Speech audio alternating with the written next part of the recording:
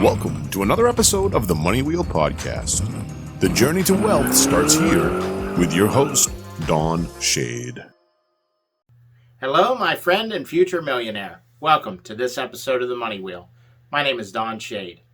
Now, as we look forward here and we're really starting to get into the turning your idea to income and getting the idea out of your head and down on paper so that you can take a look at it and have your family and friends look at it as well so that you can get an honest opinion of what everybody thinks of it, so to speak.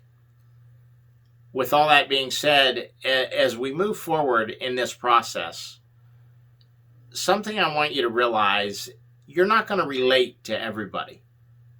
I don't care who you are as a coach. It doesn't matter. You're not going to be able to share your message with everybody and it make a difference.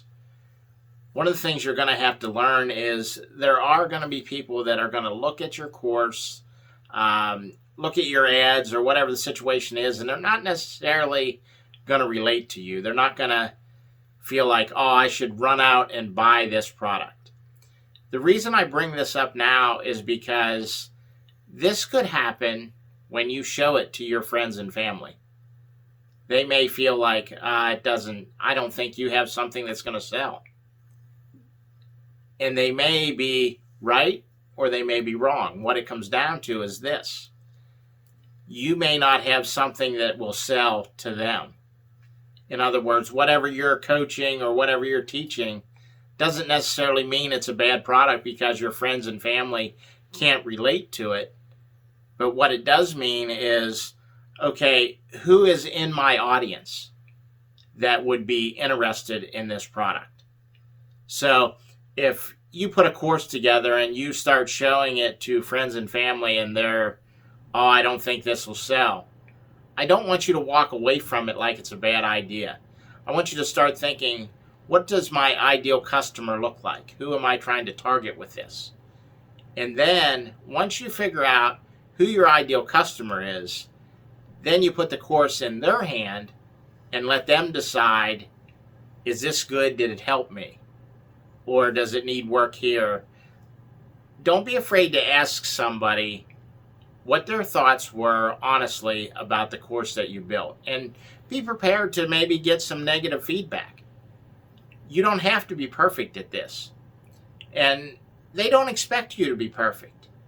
But the thing of it is, as you build your course and you're selling your knowledge, you want it to make sure that it helps people. It isn't just a bunch of fluff to get a price tag.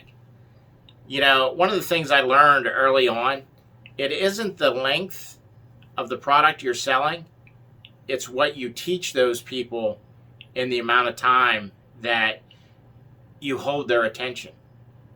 I would rather have a 1-hour course that is jam-packed with all the information I'm looking for than a 3-hour course that tells me a bunch of fluff that I don't really need to know. In other words, don't fill it up with a bunch of sugar-coated hype. Get in, teach what you need to teach, and move on. Now, not saying that you don't want to be relatable. In the beginning part of your course, you're going to want to have an introduction that tells who you are and kind of what your background is. Why are you qualified to teach your ideal customer? Because they need to be able to relate to you. They need to realize that you've also fought some of the battles that they're trying to get through on their own. This is just a little more as we walk through the process of turning your idea to income. That's everything I have for today's episode. We'll see you next time on the Money Wheel. Thank you for listening to the Money Wheel Podcast. If you enjoyed this episode, please subscribe and like the podcast. For everything that was talked about in today's amazing show, go to moneywheelpodcast.com and get today's show notes, past episodes, and most importantly, you can connect with Don Shade on all his social media platforms. Again, at moneywheelpodcast.com. If you are just looking to email Don, you can email him at don@moneywheelpodcast.com. For a list of all our tools we use in our business, you can go to moneywheelpodcast.com/resources. Again, thank you for listening to today's podcast, and see you in our next episode of the Money Wheel Podcast.